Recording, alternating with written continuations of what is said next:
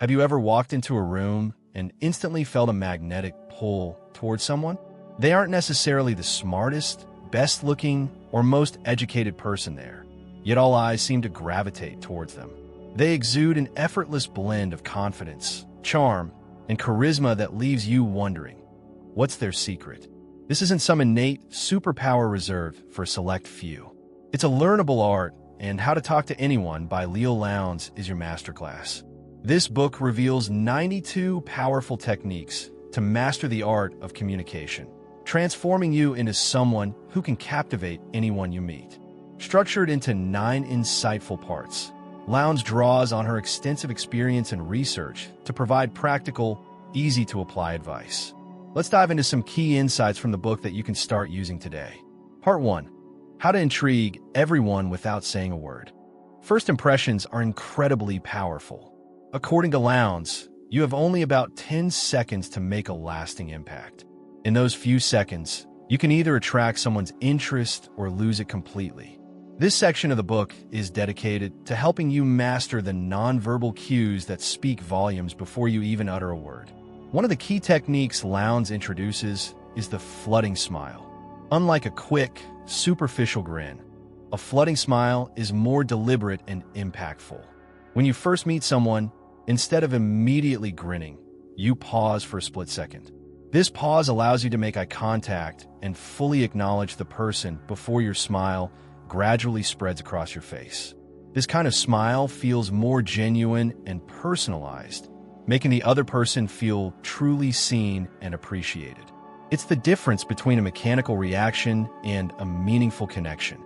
Another crucial tool in your nonverbal communication arsenal is what Lowndes calls sticky eyes. This technique involves holding eye contact just a little longer than usual. When you engage in this way, it's a powerful message that you are genuinely interested in the other person and fully focused on them. It's about making them feel valued and understood, which instantly elevates your presence in their eyes. Consider how politicians, public figures, or even celebrities handle themselves in a room full of people. They use techniques like these to make everyone they interact with feel special and important. For example, when a politician makes a speech and makes eye contact with audience members, those brief moments of connection make people feel like they've been personally acknowledged. Beyond just smiling and eye contact, body language plays a huge role in how you're perceived. Lowndes' advice is to pay attention to your posture and movements. Standing tall, shoulders back, and maintaining an open stance communicates confidence and approachability. For example, think Abu. Another key aspect Lowndes touches on is the importance of showing genuine interest in the other person. The simplest way to do this is by asking open-ended questions that encourage them to share more about themselves. For instance, instead of asking, "Did you have a good weekend?" you might ask, "What was the highlight of your weekend?" This invites them to share a specific experience or story, which can lead to a more interesting and dynamic conversation. Lowndes also highlights the power of positive language. The way you phrase your words can have a significant impact on the tone of the conversation. For example, rather than saying, "I have to go to work tomorrow," you could reframe it as, "I get to work on an exciting project tomorrow." This small shift in wording reflects a more positive attitude, which can make your conversation more enjoyable for both you and the other person. In this section, Lowndes also covers the importance of body language during conversation. Just as in the first impression, your nonverbal cues continue to play a role in how you're perceived. Nodding your head, maintaining eye contact, and leaning slightly towards the person as they speak are all ways to show that you're engaged and interested. These signals encourage the other person to open up more, making the conversation flow more naturally. Mastering these techniques can turn even the most mundane small talk into a meaningful interaction. By focusing on listening, adding vivid details, and showing genuine interest, you can make a lasting impression and build stronger connections with the people you meet. Part 3. How to Talk Like a VIP. This part of the book is all about speaking with authority and confidence, which is essential whether you're in a business meeting, giving a presentation, or even just engaging in everyday conversations. Lowndes shares several techniques to help you sound more like a VIP, someone who commands attention and respect. One of the key strategies is the gravitas greeting. This technique involves matching the tone, pace, and demeanor of the person you're speaking with. For instance, if you're meeting someone who speaks slowly and thoughtfully, you should adjust your own speech to match their pace.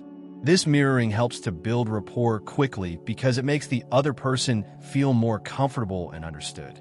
Think about how great leaders or speakers adjust their communication style, depending on their audience. They instinctively know how to connect by matching the energy and tone of those they're engaging with. Another critical point Lowndes emphasizes is the power of silence. In our fast-paced world, many people feel the need to fill every moment of silence with words, often resorting to filler phrases like or like. However, these fillers can detract from the power of your speech and make you seem less confident. Lowndes suggests that instead of filling pauses with unnecessary words, you should embrace them. A well-placed pause can actually add weight to your words, making what you say more impactful. For example, think about how a skilled public speaker uses pauses. They're not afraid to let a moment of silence hang in the air because they know it will grab the audience's attention. Lowndes also discusses the importance of avoiding overused phrases and cliches, which can make your speech seem generic and uninspired. Instead, she encourages using precise language that clearly communicates your point. For instance, instead of saying something vague like, "We need to improve our customer service," you might say, "We need to implement a more efficient system for handling customer inquiries, reducing response times by 50%. This kind of specificity not only demonstrates your expertise, but also makes your communication more compelling and credible. Another technique discussed in this section is avoiding verbal viruses. These are words or phrases that can weaken your speech, such as "I think," "maybe," or "kind of." These qualifiers can make you sound uncertain or hesitant, which undermines your authority. By eliminating these from your vocabulary, you can speak more assertively and leave a stronger impression. For instance, instead of saying, "I think we should consider this option," you could say, "This option will deliver the best results." Lowndes also touches on the importance of storytelling as a tool for effective communication. People are naturally drawn to stories because they're relatable and memorable. When you can incorporate a relevant story into your conversation, it helps to illustrate your point in a way that facts and figures alone cannot. For example, if you're trying to convince someone of the benefits of a new project, sharing a story about how a similar initiative succeeded in the past can be far more persuasive than simply listing reasons why it should work. By mastering these techniques, you can speak with the kind of authority and confidence that marks you as a VIP, whether in a professional setting or in everyday interactions. These skills will help you communicate more effectively, build stronger connections, and ultimately achieve your goals. Part 4. How to be an insider in any crowd. Feeling like an outsider in a group can be daunting, but Lowndes provides powerful strategies to help you blend in seamlessly and make meaningful connections, no matter where you are. This section focuses on transforming yourself from an outsider into an insider by tapping into the interests and passions of the people around you. One of the standout techniques in this section is bear their hot button. The idea here is to identify what makes the person you're speaking to excited, passionate, or deeply interested. Everyone has topics that ignite their enthusiasm, whether it's their work, a hobby, or a cause they care about. By steering the conversation towards these topics, you not only make the interaction more engaging for them, but also position yourself as someone who understands and shares their interest. For instance, if you're at a social event and find out that someone is passionate about environmental issues, you might bring up recent developments in sustainability or share your own thoughts on how individuals can contribute to environmental protection. This not only makes the conversation more lively, but also helps you to be seen as someone who is part of the in-crowd, someone who gets it. The key is to listen carefully and pick up on cues that reveal what matters most to the other person. Lowndes also emphasizes the importance of preparation before attending an event or gathering. She suggests doing a bit of homework on the people you're likely to meet. This could involve researching common interests, relevant topics, or even current events that are likely to come up in conversation. For example, if you know you're going to a tech conference, Familiarizing yourself with the latest trends in the industry will allow you to contribute meaningfully to discussions. By dropping relevant names, topics, or facts during your conversations, you signal to others that you're knowledgeable and well-prepared, instantly making you more relatable and connected to the group. Another technique Lowndes highlights is learn their lingo. This involves picking up on the specific language, jargon, or phrases that are commonly used within a particular group or industry. By using the same terminology, you show that you're familiar with their world, which helps to build rapport. For instance, if you're networking with marketing professionals, using terms like customer journey, conversion rate, or brand equity can make you seem more like an insider. Lowndes also points out that sometimes it's not about leading the conversation, but knowing when to blend in and support the flow of discussion. This means being adaptable and willing to shift gears based on the dynamics of the group. If the conversation moves from work to a shared interest like sports or travel, being able to engage in that topic shows that you're versatile and can connect on multiple levels. Ultimately, being an insider is about making others feel comfortable around you. It's about demonstrating that you share common ground, whether through interests, knowledge, or simply the ability to have an enjoyable conversation. By mastering these techniques, you can walk into any room and feel confident that you'll be able to connect with people. Part 5. How to sound like your peas in a pod. Creating a strong, immediate bond with someone is crucial for building trust and rapport. This section of the book delves into the art of mirroring and matching the person you're interacting with, which makes them feel understood and connected to you. The goal is to create an environment where the other person feels that you're just like them, leading to a more natural and easygoing relationship. One of the primary techniques Lowndes discusses is echoing. Echoing involves subtly mimicking the language, tone, and gestures of the person you're speaking with. This doesn't mean copying them in a way that's obvious or unnatural, but rather reflecting their style in a way that feels comfortable and instinctive. For instance, if someone frequently uses certain phrases or speaks in a particular rhythm, you can mirror these elements in your responses. This technique works because it taps into the human tendency to feel more at ease with people who are similar to us. For example, imagine you're in a conversation with someone who says, "I'm really passionate about cooking." A simple yet effective response could be, "It's great to meet someone else who loves experimenting in the kitchen." By using similar words and expressions, you create a sense of shared identity, making the other person feel like you're on the same wavelength. This can be particularly effective in professional settings where building quick rapport is essential, such as in interviews or client meetings. Another technique Lowndes explores is empathic echo. This involves not just mirroring words, but also showing that you understand and empathize with the emotions behind those words. For instance, if someone is expressing frustration about a challenging project, you might respond with, "It sounds like that's been really tough for you. I can see why you'd feel that way." This shows that you're not just hearing their words, but also understanding their feelings, which deepens the connection between you. Lowndes also highlights the importance of pacing and leading.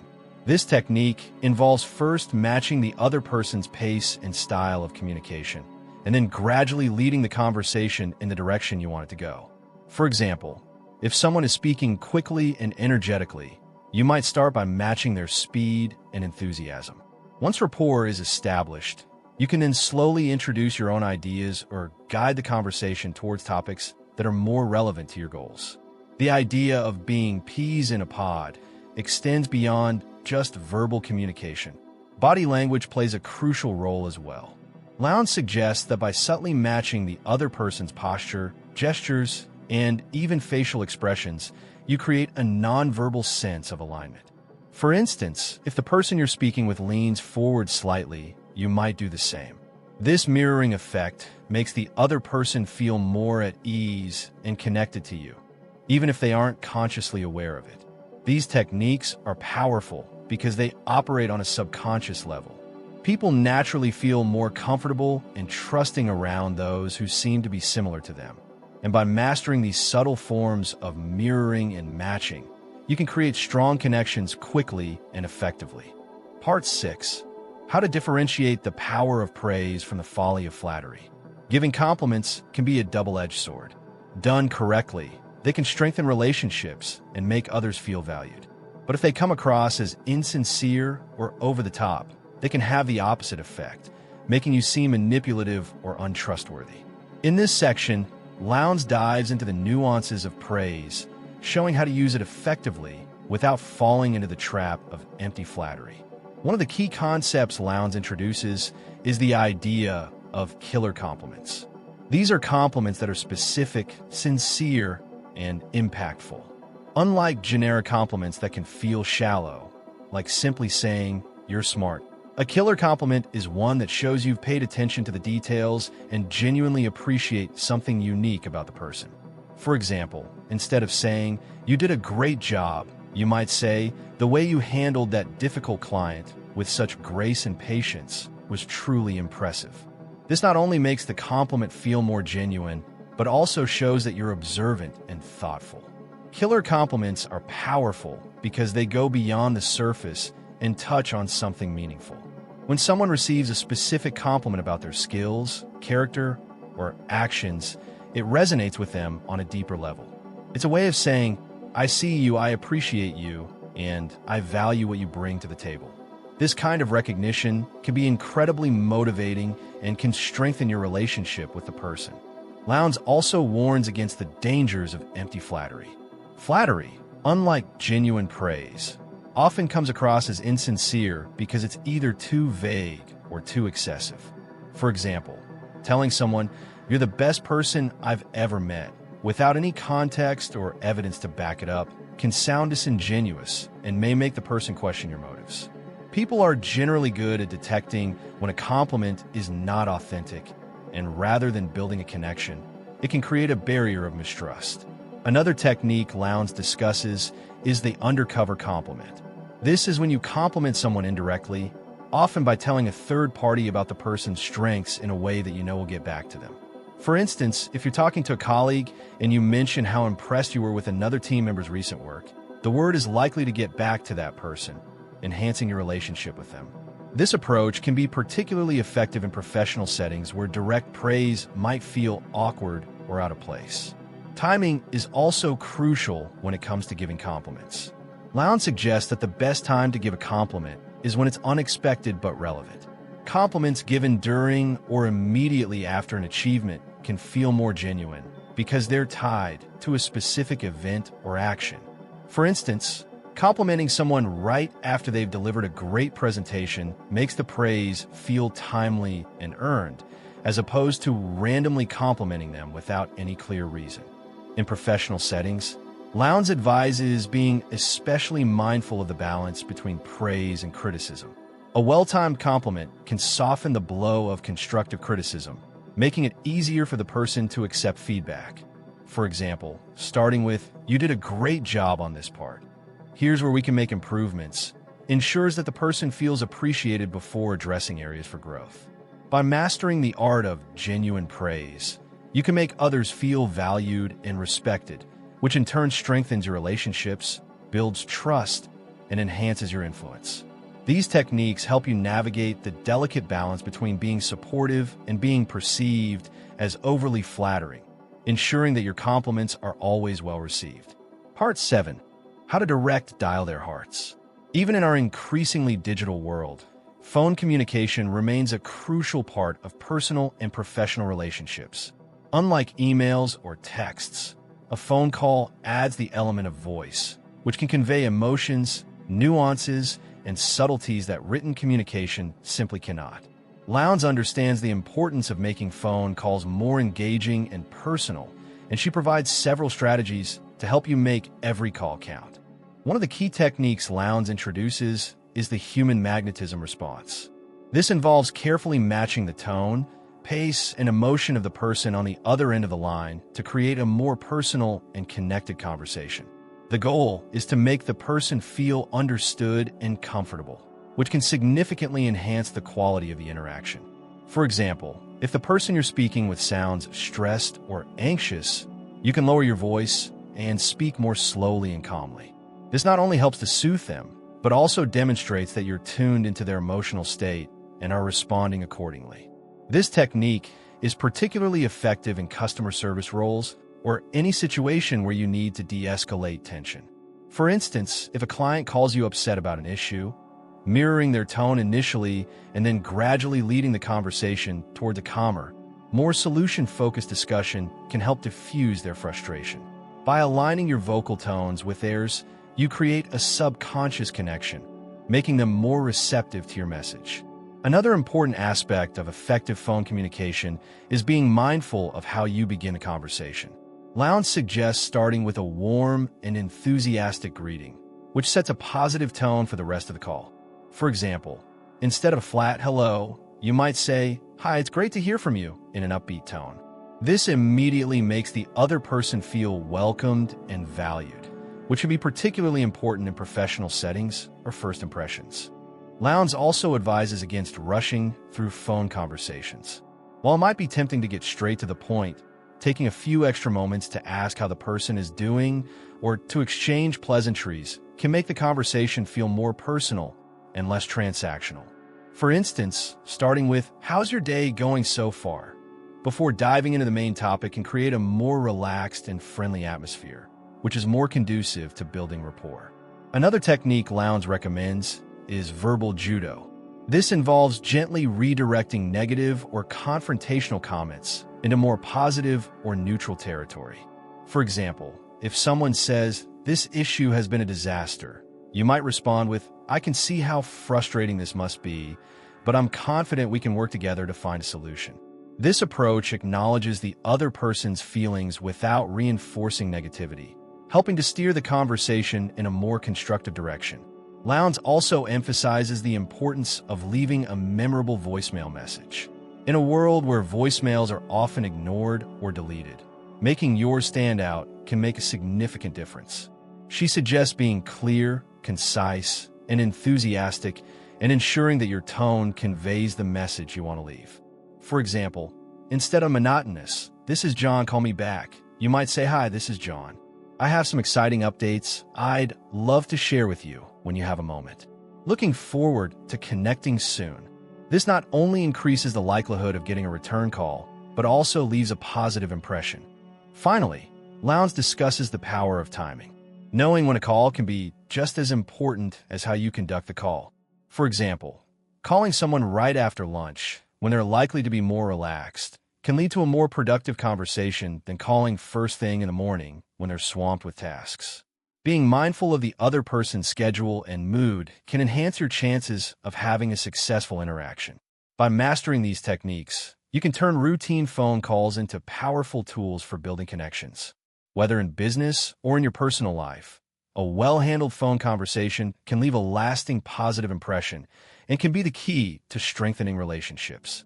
Part 8. How to work a party like a politician works a room. Social gatherings, whether they're parties, networking events, or professional mixers, present prime opportunities to expand your network and build relationships. However, making a lasting impression in these settings requires more than just showing up. In this section, Lowndes teaches you how to navigate these social environments like a seasoned politician, ensuring that you make every interaction count. One of the standout techniques in this section is the big baby pivot.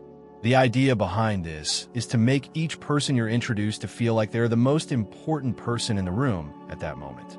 When you meet someone, instead of giving them a half-hearted greeting or a distracted glance, you fully pivot your body towards them, making it clear that they have your undivided attention. This includes facing them directly, making eye contact, and smiling warmly. The effect is powerful. It makes the other person feel valued and important, which is crucial for building rapport.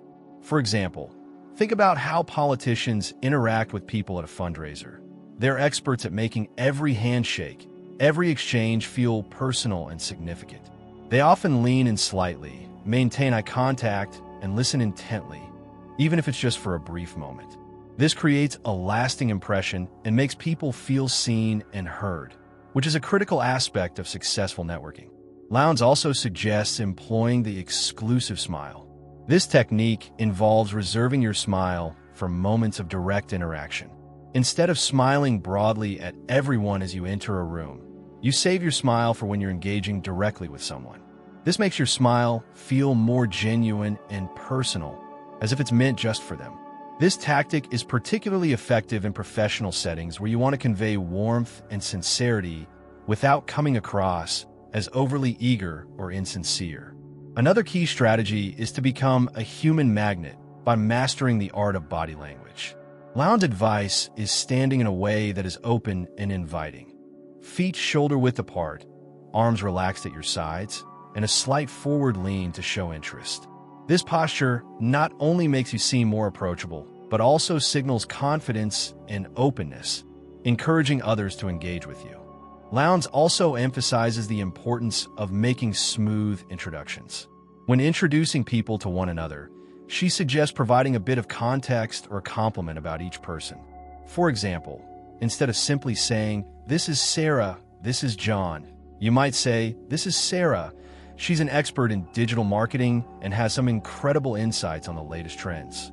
This not only makes the introduction more interesting, but also gives the conversation a natural starting point. In addition to mastering your own interactions, Lowndes encourages you to help others feel included. If you notice someone standing alone or looking at a place, take the initiative to bring them into the conversation. This not only helps them feel more comfortable, but also positions you as a connector, someone who brings people together, which is a highly valued trait in both social and professional circles. Timing is also critical in social settings. Lowndes suggests being mindful of when to approach people. For instance, if someone has just arrived at the event and hasn't had a chance to settle in, it might be better to wait a few minutes before engaging them in conversation. Similarly, knowing when to exit a conversation gracefully is just as important as knowing how to start one. Lowndes recommends having a polite exit line ready, such as, "It's been great talking with you. I'm going to grab a drink, but let's catch up later." Finally, Lowndes talks about the importance of following up after the event. Whether it's a quick email, a text, or a LinkedIn connection, taking the time to reach out to people you've met ensures that the connection doesn't end when the event does. For example, sending a message like, "It was great meeting you at the event last night. I enjoyed our conversation about topic, and I'd love to continue it sometime," helps solidify the relationship and opens the door for future interactions. By applying these techniques, you can navigate any social event with ease, making meaningful connections and leaving a lasting impression on everyone you meet. Whether you're at a business conference, a casual party, or a formal gathering, these strategies will help you stand out and build a network of valuable relationships. Part 9. How to break the most treacherous glass ceiling of all. In this final section, Lowndes addresses some of the most challenging aspects of social interaction, such as dealing with difficult people, overcoming social barriers, and navigating high-stakes situations. The techniques in this section are designed to help you maintain your composure, assert yourself effectively, and ultimately achieve your goals, even in the most challenging environments. Finally, Lowndes talks about the importance of following up after the event. Whether it's a quick email, a text, or a LinkedIn connection, taking the time to reach out to people you've met ensures that the connection doesn't end when the event does. For example, sending a message like, "It was great meeting you at the event last night. I enjoyed our conversation about topic, and I'd love to continue it sometime," helps solidify the relationship and opens the door for future interactions. By applying these techniques, you can navigate any social event with ease, making meaningful connections and leaving a lasting impression on everyone you meet. Whether you're at a business conference, a casual party, or a formal gathering, these strategies will help you stand out and build a network of valuable relationships. Part 9.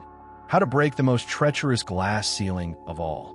In this final section, Lowndes addresses some of the most challenging aspects of social interaction, such as dealing with difficult people, overcoming social barriers, and navigating high-stakes situations. The techniques in this section are designed to help you maintain your composure, assert yourself effectively, and ultimately achieve your goals, even in the most challenging environments.